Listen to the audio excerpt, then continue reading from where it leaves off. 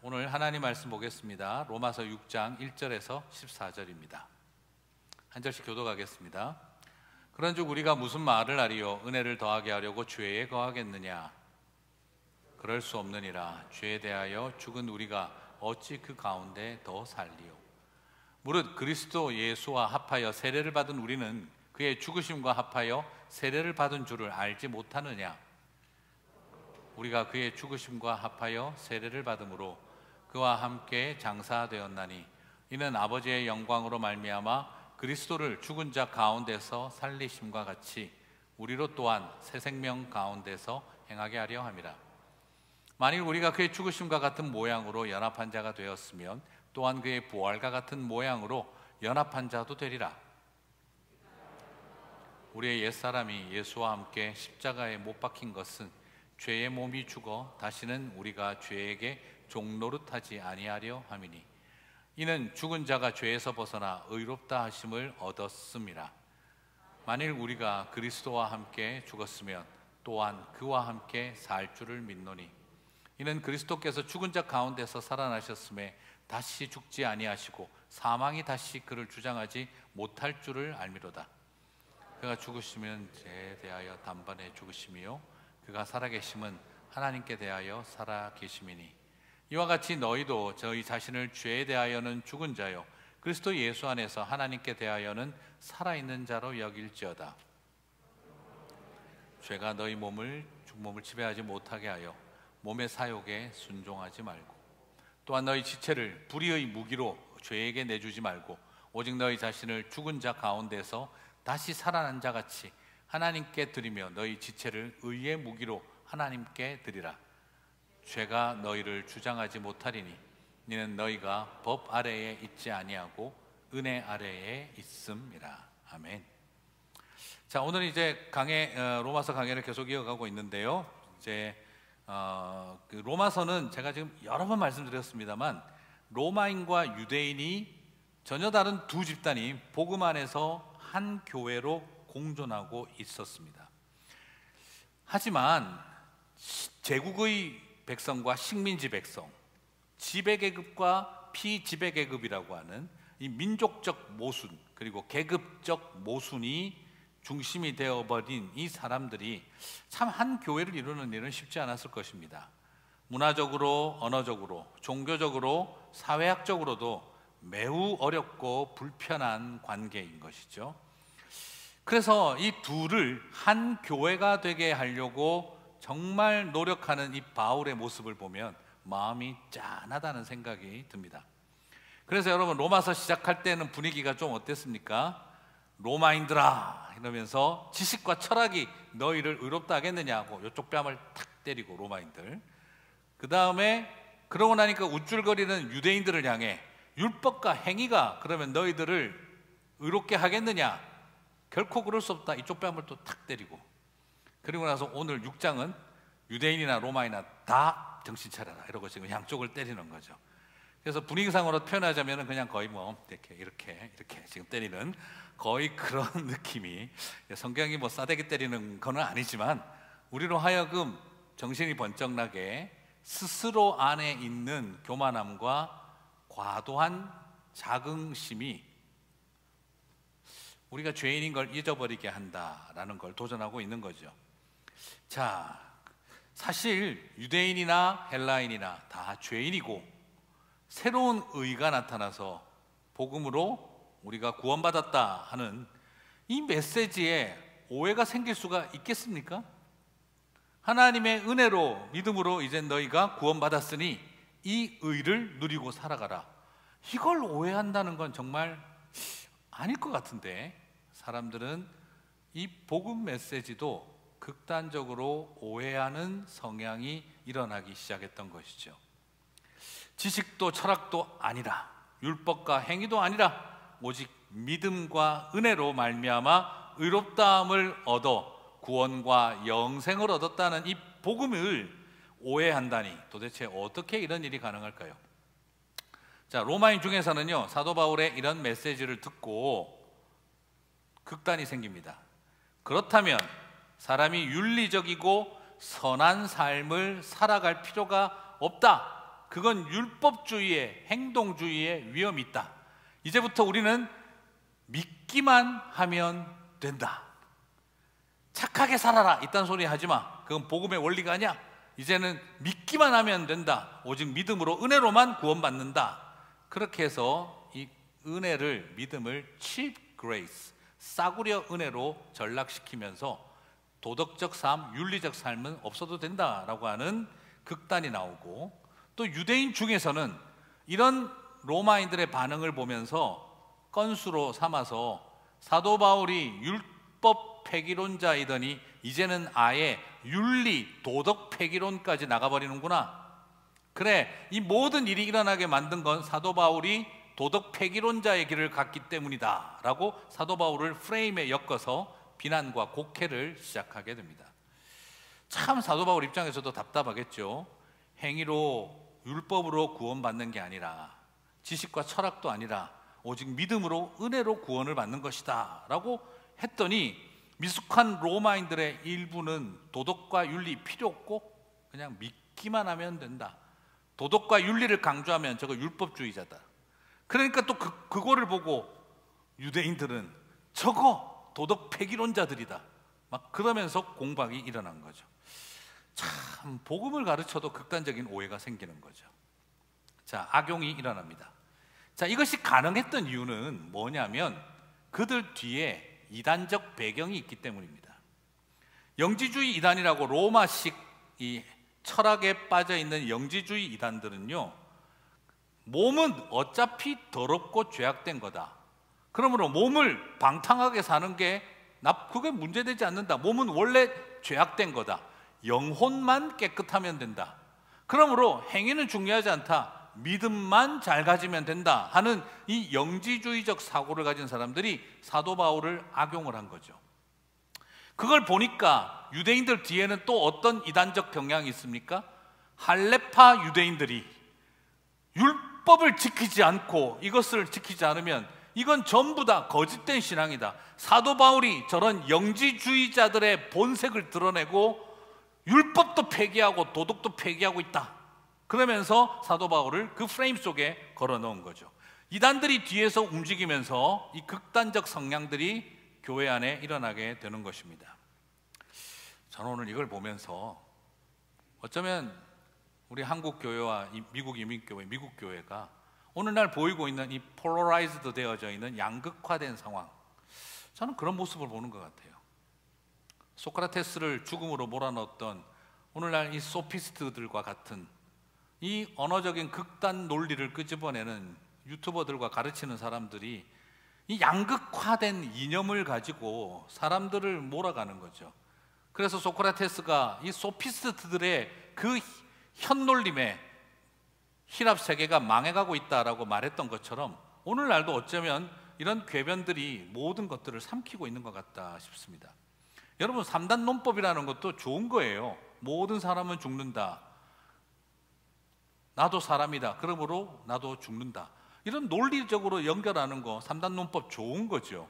그런데 그 시대의 소피스트들, 그들은 이 논리를 가지고 유희와 궤변을 만들어내는데 논리로 과도한 장난을 너무 많이 쳤습니다.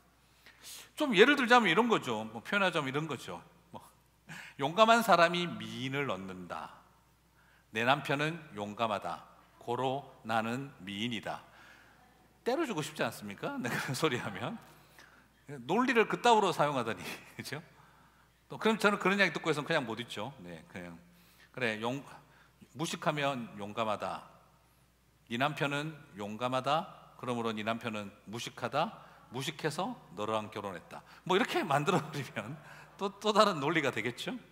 자, 이런 식의 논리를 가지고 장난치는 이 궤변들이 소피스트 세계를 어지럽혀 놓았던 것처럼 오늘날도 너무 많은 과도한 논리가 프레임 걸기를 통해서 일어나고 있는 현실들이 너무너무 답답합니다. 낙인 효과를 만드는 낙인 찍기, 거기다가 바울 때처럼 이런 어떤 양극화된 세대에서 이단들이 또한 영향을 줘서 이 양극화에 편승하게 만드는, 그래서 기성교회를 더 분열시키는 이런 책동들이 일어나고 있는 것을 보게 되어집니다. 로마 시대에 일어났던 이 갈등 구조를 보고 있으면 지금 우리라고 뭐 더 특별히 다르겠는가 하는 생각이 듭니다. 예수를 믿어도 여전히 내 종교와 학문과 문화와 상처와 분노의 관점에서 예수를 믿습니다. 복음조차 민족 감정과 계급 감정의 도구로 사용되어지고, 그리고 내가 가진 문화와 내가 가진 상처를 가지고 종교를 재해석하려고 드는 우리의 모습들이 끊임없이 있습니다. 이 싸움은 똑같다는 생각이 들 때가 많습니다. 그래서 우리는 로마서를 바라보면서 참 복음을 붙들고 믿음의 여정이 필요하구나라는 걸 발견하게 됩니다. 유대인과 로마인으로 갈라져 있던 그 곳, 솔직히 제국이냐 식민지냐, 지배계급이냐 피지배계급이냐, 서로가 전혀 다른 상태로 있던 사람들을 바울은 복음 안에서 하나된 교회가 되게 하는 것이지요. 무슨 말입니까? 야, 로마인들 다 나가. 우리는 여기 식민지 백성들끼리 교회하겠다. 야, 유대인들 다 나가. 나는 노예 계급 없는 사장님들끼리 모인 교회 만들겠다. 로마 교회는 인종적, 계급적 선택을 하는 방향으로 간 것이 아니라 복음 안에서 도무지 하나 될 수 없는 민족 모순과 계급 모순을 가진 사람들이 복음 안에서 서로가 유대인이 로마인이 되는 것도 아니고 노예 계급이 지배 계급이 되는 것도 아니지만 복음 안에서 한 형제와 자매로 모일 수 있게 사랑하고 돌볼 수 있는 복음의 능력을 보여줬던 것이죠. 그러므로 여러분 말씀드리고 싶습니다. 참 복음은 양극화시키지 않습니다. 오히려 복음은 양극화되어진 사람들을 한 형제와 자매로 모이게 합니다. 제국의 백성과 식민지 백성이 달라진 것도 아니고 지배계급과 노예계급이 바뀐 것도 없습니다. 그러나 복음은 양극화를 부채질하는 것이 아니라 오히려 복음 안에 한 교회가 되게 하는 것입니다. 오늘 우리 안에 필요한 부분들은 지금 우리는 양극화를 만들고 있다면 그것은 정말 복음의 원리인가를 고민해 봐야 하는 것입니다. 자, 어쨌든 이런 배경 속에서 바울은 분명히 선언합니다. 우리는 결코 도덕 폐기론자가 될 수도 없고 나는 내가 전한 복음에는 도덕 폐기론을 말하지 않았다. 자, 로마서 6장 1절과 2절을 볼까요? 내가 무슨 말을 하리요? 은혜를 더하게 하려고 죄에 거하겠느냐? 그럴 수 없느니라. 같이 읽어볼까요? 죄에 대하여 죽은 우리가 어찌 그 가운데 더 살리요? 네, 여러분 지금 사도 바울이 1절 이야기를 왜 했냐 그러면 은혜를 더하게 하려고 죄에 거하겠느냐 이 말을 왜 했냐 그러면요, 로마서 5장 20절에서 사도 바울이 이렇게 말했었죠. 죄가 더한 곳에 은혜가 더욱 넘쳤나니. 이게 무슨 말입니까? 죄와 율법이 만들어낸 죄를 깨닫게 하는 일이 더 많은 곳에 예수 그리스도의 십자가의 은혜가 흘러넘치고 있는 것을 못 보느냐 하는 이야기를 했던 거죠. 그런데 이 말을 딱 보고 사람들은 또 다른 어떤 궤변적 논리가 나오게 됩니까? 바울의 말처럼 죄를 더 많이 짓자. 그러면 은혜가 더욱더 넘치리라. 여러분 오늘 우리 은혜 받으려면 다 어떻게 하시고 오시면 되는 거죠? 내가 목사님이 제일 큰 죄를 짓고 왔어요. 서로 그렇게 하시면 되는 거예요. 이게 논리입니까? 이게 말도 안 되는 궤변입니까? 실제로 이것은 뭐냐 그러면요, 세상은 썩어야 종말이 온다. 그러므로 나는 딴 뜻 없다. 주님 빨리 재림하시기 위해서 세상을 썩게 만드는 일을 해야겠다. 그러면 주님이 빨리 오실 겁니다. 한 대 때리려고. 그걸 지금 말이라고 하니? 그러시지 않겠어요? 내가 죄 짓고 사는 거 딴 뜻 없어요 주님. 그저 나는 주님이 재림하시게 하기 위해서 많은 그리스도인들이 죄를 지어야 합니다. 그래야 주님이 빨리 오실 겁니다. 이건 논리가 아니라 궤변입니다. 지금 이런 이야기를 가지고 도덕 폐기론을 외치며 믿음만 있으면 된다는 논리가 과연 합당하냐라는 겁니다. 그래서 바울은 말하는 겁니다. 제발 말도 안 되는 궤변을 말하지 마라. 죄에 대해서 죽었으면 더 이상 죄를 짓는 일을 정당화할 수 없다라는 겁니다. 그래서 우리의 모든 죄도 예수님과 함께 죽었는데 죄가 죽었다면 우리가 어떻게 더 죄 가운데 살 수가 있겠느냐라고 도전하고 있는 것이지요. 그래서 이걸 가지고 기독교는 행위를 강조하는 종교가 아니까 선하게 살라 이런 거 말하면 안 된다, 이런 궤변을 말하지 마라 이거예요. 우리가 어떻게 죄 가운데 죽었는데 어떻게 죄를 더 짓고 살 수가 있느냐라고 도전한 것이죠. 그래서 로마서 6장 6절 7절은 이렇게 정리합니다. 우리가 알거니와 우리의 옛사람이 예수와 함께 십자가에 못 박힌 것은, 같이 한번 읽겠습니다. 죄의 몸이 죽어 다시는 우리가 죄에게 종노릇하지 아니하려 함이니 이는 죽은 자가 죄에서 벗어나 의롭다 하심을 얻었음이니라. 죄가 살아있으면 죄가 계속 역사하겠죠. 그러나 죄가 죽었으면 어떻게 죄를 지으며 막 살 수가 있겠느냐라고 말하고 있는 것입니다. 여러분, 십자가는 윤리를 못 박은 것이 아니라 십자가는 죄를 못 박은 것입니다. 십자가는 도덕성을 못 박아 죽인 것이 아니라 십자가는 죄를 못 박아 죽인 것입니다. 그런데 왜 믿기만 하면 되고 삶을 강조하면 율법주의라고 말도 안 되는 오해를 하느냐라는 겁니다. 믿음을 강조하는 것이, 그것은 결국 죄가 죽은 삶이라는 거예요. 그러므로 의와 생명이 왕노릇을 해야 되는데 어떻게 십자가가 윤리를 죽이고 도덕을 죽였느냐라는 겁니다. 죄와 사망을 사망시켰지 생명의 백성다운 삶을 사망시킨 것이 아니다라는 거예요. 바울은 이것을 통해 다시 한번 십자가만이 아니라 부활을 향해 나아갑니다. 6장 4절에서 5절은 더 분명하죠. 그러므로 우리가 그의 죽으심과 합하여, 이 세례를 통해서 설명을 하는데, 그의 죽으심과 합하여 세례를 받음으로 그와 함께 장사되었나니 이는 아버지의 영광으로 말미암아 그리스도를 죽은 자 가운데서 살리심과 같이 우리로 또한 새 생명 가운데서 행하게 하려 함이라. 뭐 어디에서요? 새 생명 가운데서 살게 하기 위해서라는 거예요. 그리고 나서 그 다음 계속 읽습니다. 만일 우리가 그의 죽으심과 같은 모양으로 연합한 자가 되었으면 또한 그의 부활과 같은 모양으로 연합한 자도 되리라 하는 거예요. 단순히 죄에 대해서 죽은 것만이 아니라 새 생명 가운데에서 행하게 하기 위해서, 우리는 예수님과 죄가 죽는 일에만 연합한 게 아니라 예수님과 연합하여 예수의 생명을 살게 하는 일에 연합했다라고 설명을 하고 있는 것이죠. 그래서 바울은 논증하고 알교하고 있는 겁니다. 이런 우리가 어떻게 죄악된 삶을 믿음을 빙자하여, 우리는 행위주의자가 아니라는 말을 빙자하여 우리가 삶을 버리고 믿음만 강조하겠느냐라고 논증하고 있는 것입니다. 자, 우리 갈라디아서 2장 20절을 다시 한번 또 생각해야 되겠지요? 같이 한번 읽어보겠습니다.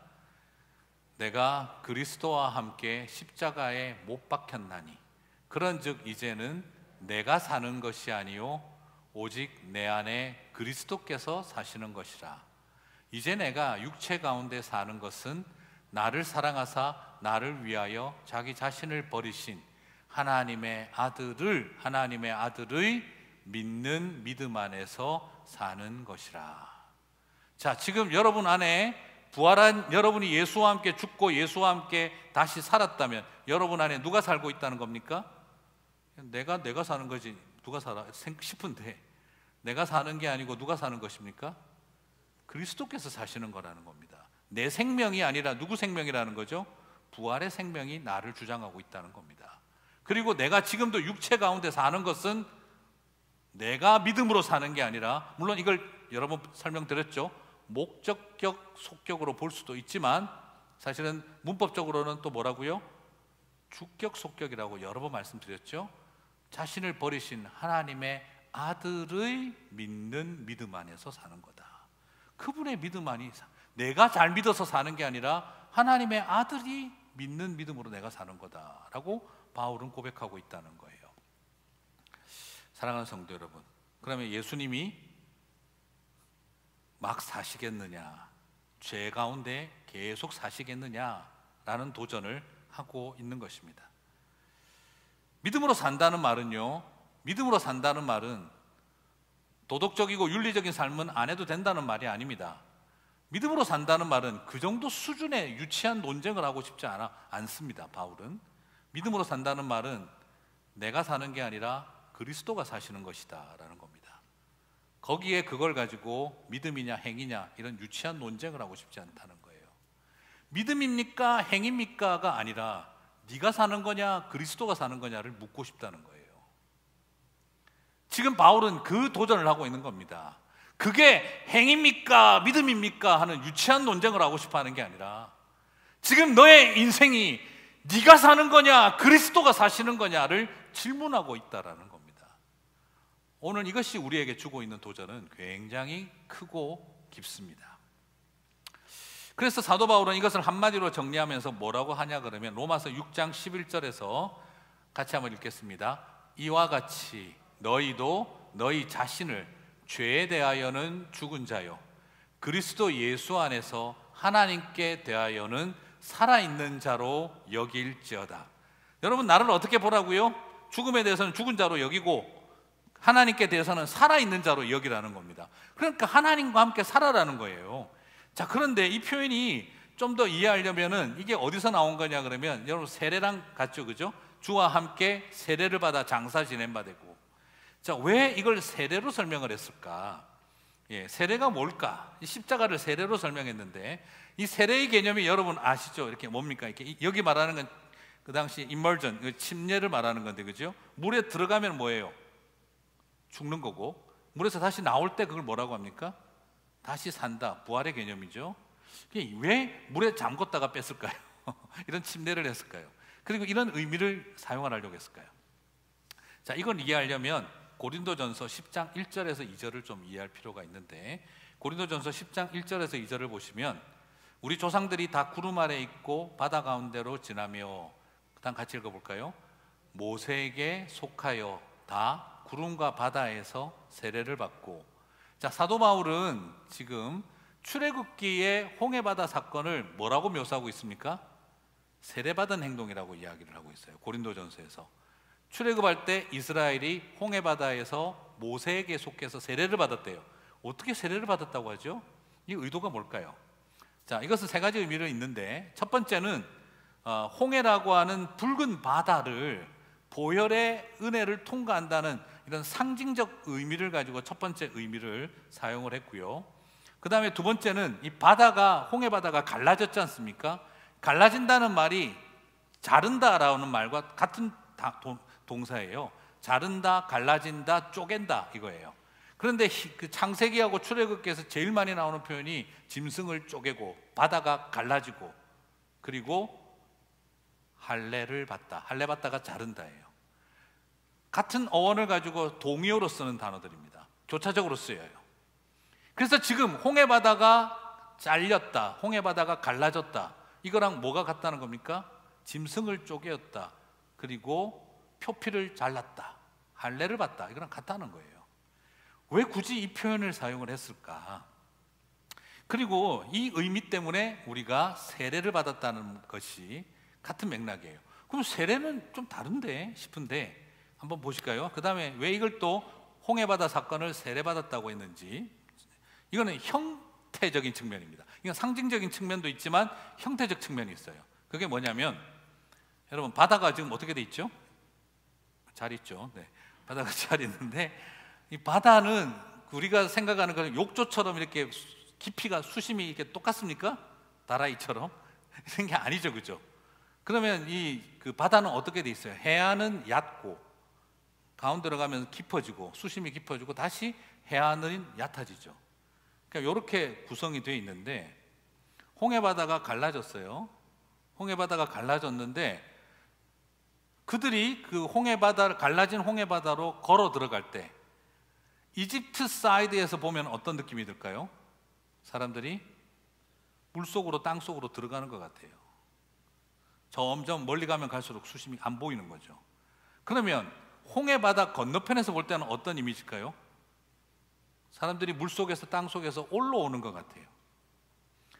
다시 살아나오는 것 같아요. 자, 재미나게도 이 형태적인 측면을 보는 겁니다. 그래서 애굽에 대해서는 죽은 자처럼 되어지고, 그리고 홍해 바다 건너편 시내산 광야, 이제 가나안 쪽이죠. 가나안 쪽에서 볼 때는, 약속의 땅 쪽에서 볼 때는 어떻습니까? 살아 올라오는 것 같은 거예요. 그래서 유대인들에게 표현 중에 무덤이 열리고 땅에서 올라오리라 이런 표현을 쓰는 것이 무덤에서 올라온다는 그런 개념도 되지만 출애굽의 이 형태적인 모티브를 유대인들은 자주 사용을 했던 겁니다. 그래서 약속의 땅의 관점에서 볼 때는 땅에서 살아 올라오는 것이고, 그리고 이집트의 죄악의 땅에서 바라볼 때는 죽으러 들어가는 듯한 이미지가 만들어진다는 거죠. 그래서 세례를 할 때에도 물속에 들어가는 형상과 나오는 형태의 모양을 사용했던 것이, 그게 바로 출애굽의 물속으로 들어가 땅속으로 들어가 다시 나오는 그 이미지를 형상화시켜서 세례라고 하는 그런 어떤 형태적 방법을 사용을 한다는 겁니다. 그래서 그들이 출애굽기에 세례를 받았다라고 표현하는 것에는 신학적 의미도 있지만 형태적인 측면도 같이 있어요. 자, 제가 이런 이야기를 드리냐 그러면, 자, 이런 맥락 속에서 바라보면 요 맥락 속에서 로마서 6장 11절은 말하고 있는 겁니다. 너희 자신을 죄에 대하여는 죽은 자요 그리스도 예수 안에서 하나님께 대하여는 살아있는 자로 여길지어다. 갈라진 홍해를 들어가고 나오는 모습처럼, 세례 때 물속에 들어가고 다시 나오는 것처럼 예수님을 믿는다는 것은 주와 함께 죽고, 그래서 죄에 대해서는 죽은 자가 되고, 그리고 약속의 땅 생명을 향해서는 살은 자의 모습으로 살아가는 거예요. 그래서 세례 받는다는 말의 의미는 바로 장례식을 치렀다는 말이면서 부활절을 경험한다라는 말입니다. 죽으면서 살기 위해 죽는 거고, 죽어서 다시 사는 역사가 세례라는 것이죠. 바로 이 의미가 이루어지고 있다는 겁니다. 그래서 출애굽기의 홍해 사건이나 우리가 세례를 받는 사건이나 전혀 다른 것이 아니라 같은 의미라는 걸 바울이 지금 말하고 있는 것이죠. 그러니까 제발 그렇게 깨닫고 살아보자는 겁니다. 자, 그러므로 이 말을 설명을 쭉 해준 사도 바울은 이제 드디어 로마서 6장 12절 14절에서 2인칭 명령법을 던집니다. 지금까지 로마서는요 1장 1절부터 6장 11절까지 동사가 다 서술문이었어요. 설명해 줬어요. 계속 이해시키고 설득하려고. 그런데 이제 6장 11절까지 말하고 난 다음에 사도 바울은 6장 12절, 13절, 14절을 2인칭 명령법으로 명령하고 있습니다. 이만큼 설명했으니 이제는 들으라 라고 말하고 있는 거예요. 6장 12절, 오늘 다는 못하겠고 하나만 하겠습니다. 6장 12절을 보면 이렇게 말합니다. 그러므로 너희는 죄가 너희 죽을 몸을 지배하지 못하게 하여 몸의 사욕에 순종하지 말고, 너희는 죄가 너의 죽을 몸을 지배하지 못하게 하라. 몸의 사욕에 순종하지 말라. 그렇게 2인칭 명령법으로 던지고 있습니다. 죄가 더 이상 너를 왕노릇하게 하지 말라. 사랑하는 성도 여러분, 이제 십자가와 부활을 알아갔고 구원을 알았으면 우리가 들어야 할, 순종해야 할 명령이 있습니다. 뭡니까? 죄가 왕노릇하지 않고 사욕에 순종하지 마라. 오늘 이거 보니까 나는 구원 못 받았나 보다. 아직도 죄가 시퍼렇게 살아있는 거 보니까. 그건 다음 주에 제가 한 번 더 설명하겠습니다만, 우리가 다 죄 안 짓고 다 그쵸, 이상하게 죄에 대해서 죽었는데 어때요? 다 죄 안 짓고 사시는 표정으로 저를 쳐다보시는 건데, 우리 죄에 대해서 죽었는데 여전히 죄가 있어요. 그럼 어떻게 된 거지? 참 어려워요. 그래서 명령하시는 거예요. 죄와 싸우라고요. 그런데 중요한 건 뭐죠? 털끝만큼도 죄를 짓지 못하게 한다는 말이 아닙니다. 뭐라고 말하고 있습니까? 죄가 지배하지 못하게 하라. 왕노릇하게 하지 못하게 하라. 무슨 말이죠? 루터가 말했던 것처럼 새가 내 머리에 똥을 싸고 지나가는 것을 막을 수는 없지만,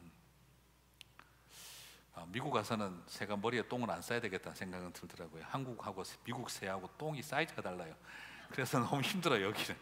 어쨌든 새가 똥을 싸고 지나가지는 우리가 그걸 막을 수는 없지만, 루터가 말한 것처럼 새가 내 머리 위에 둥지를 틀고 사는 것은 막을 수 있다라는 거죠.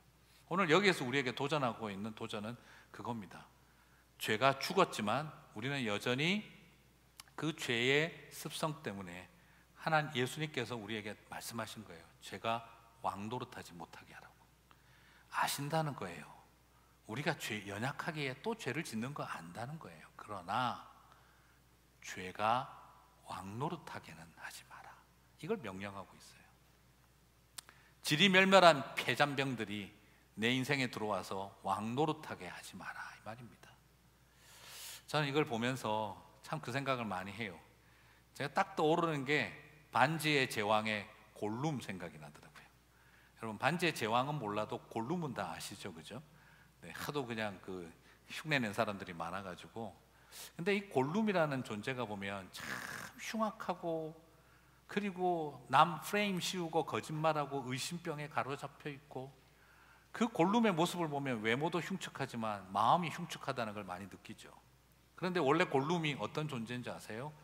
반지의 제왕에서 골룸은요, 이름은 원래는 스미골로서 착한 인격을 가지고 공동체 생활을 사랑하고 아주 순종적인 호빗 쪽이에요.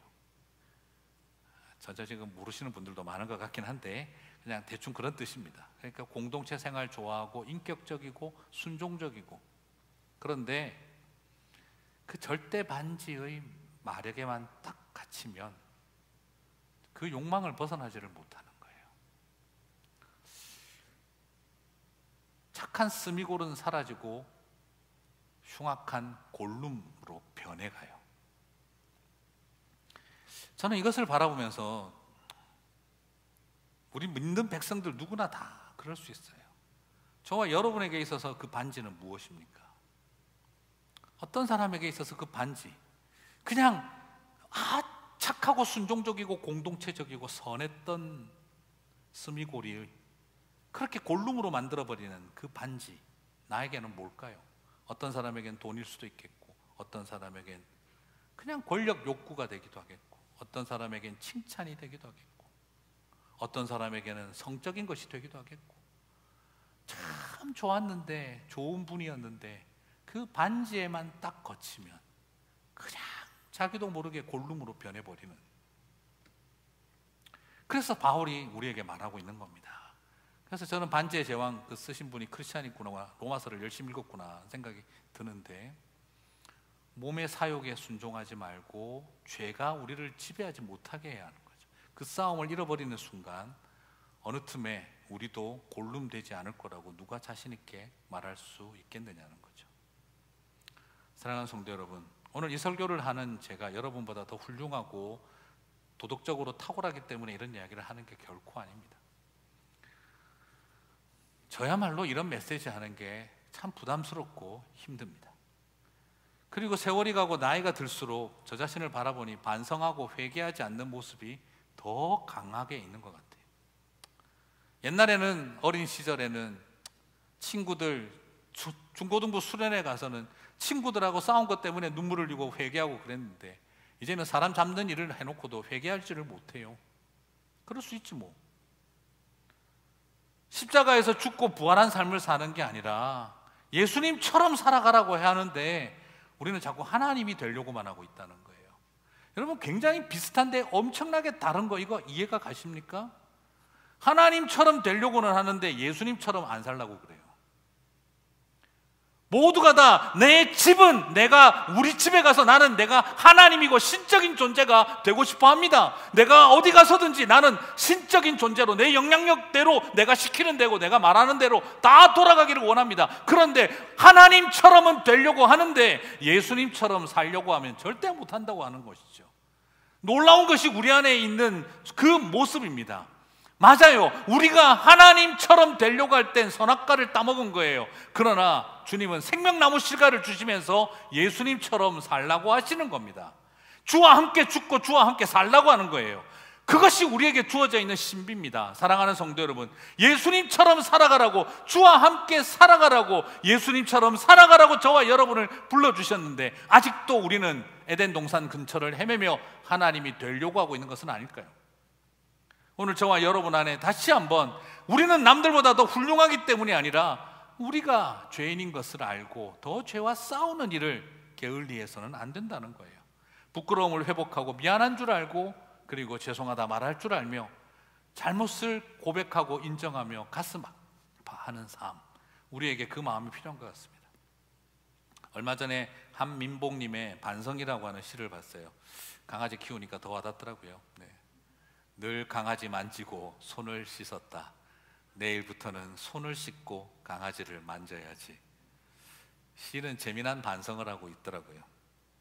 제가 이걸 보면서 혼자 웃었습니다. 저희 집도 강아지를, 제가 키우는 건 아니고 저희 아내가 다 키우지만, 근데 그런 생각인 거죠.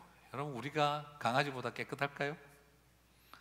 과연 우리의 손은 더 깨끗하다라고 감히 말할 수 있을까요? 그냥 혼자 그런 생각이 들었습니다. 여러분, 손에 들고 다니는 스마트폰 얼마나 스마트합니까? 얼마나 많은 기능을 가지고 있고 못하는 게 없잖아요.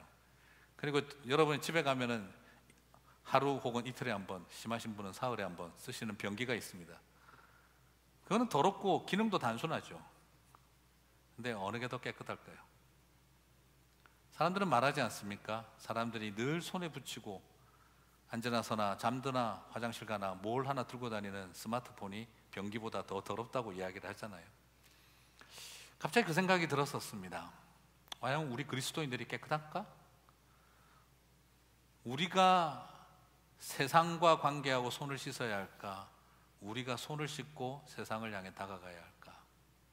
과연 세상이 우리를 더럽히는 걸까? 우리가 세상을 더럽히는 걸까? 오늘 이 시대에 성도들이 안 믿는 사람들을 더럽히는 걸까? 과연 세상이 우리를 더럽히는 걸까? 오늘날 교회가 이 세상을 더럽히는 걸까? 세상이 교회를 더럽히는 걸까? 혼자 많은 생각을 하게 되어졌습니다. 사랑하는 성도 여러분, 우리가 먼저 하나님 앞에 엎드리고 죄와의 싸움을 멈추지 않은 상태에서 함부로 남들에게 죄악된이라고 말하기 조심해야 하는 것이죠. 1948년 말씀을 마무리하겠습니다. 네덜란드 암스테르담에서 세계 제1차 교회협의회 총회가 열렸습니다. 많은 전 세계 종교 지도자들이 전부 다 모였습니다. 그런데 개회 예배를 드리려고 하는데 앞에 관이 있었던 거예요. 서로 모였으니 신학적 입장 차이, 민족적 배경 차이, 엄청난 갈등이 많았는데 그 개회 예배를 드리는 자리에 관이 있었습니다. 사람들은 생각했었어요. 굉장히 훌륭한 영적 지도자의 장례가 먼저 있나 보다. 어떤 선교사님이나 훌륭한 분이 돌아가셨나 보다. 그분에게 조의를 먼저 표하려고 하나 보다. 막연하게 생각하고 있었습니다. 그리고 나서 사회자가 나오더니 우리 오늘 이 관에 조의를 표하고 우리가 개회 예배를 시작하겠습니다 하고 사람들은 나와서 누군지도 모를 그 사람을 뷰잉하기 위해서 줄을 서서 나와서 관을 쳐다봤습니다. 관을 쳐다보고 모두 깜짝 놀랐습니다. 왜냐하면 그 안에는 큰 거울이 들어있었기 때문이었어요. 수많은 사람들은 나와서, 교회 지도자들이 나와서 거울 속에 비친 자신의 모습을 바라보고, 오늘 우리가 예배하기 전에 중요한 것은 내가 그리스도와 함께 죽은 자가 되어야 하는구나 하는 것. 사랑하는 성도 여러분, 그 모습을 보고 난 다음 과연 우리 가운데 어떤 갈등이, 싸움이 있겠습니까? 하나님이 되려고 들었던 죄인, 하나님이 되려고 들었던 선악과를 따먹은 우리들에게 다시 생명나무 실과를 먹여주며 예수님처럼 살라고 하셨습니다. 예수님처럼 죽고 예수님처럼 살라고 하셨습니다. 그저 우리가 해야 될 일은 이것입니다. 하나님 되려고 하지 말고, 하나님처럼 되려고 하지 말고 예수님처럼 죽고 예수님처럼 살면 됩니다. 그것을 우리는 이렇게 고백하면 됩니다. 주의 손에 나의 손을 포개고 주의 발에 나의 발을 포개어 주와 함께 죽고 주와 함께 살리라. 그 고백으로 가는 백성이 구원을 아는 백성들입니다. 사랑하는 성도 여러분, 주와 함께 죽으신 줄 믿습니다. 그리고 주와 함께 다시 사신 줄 믿습니다. 그렇게 살아가는 저와 여러분 되시기를 주님의 이름으로 축복합니다. 우리 주신 말씀 붙들고 기도하며 나가도록 하겠습니다.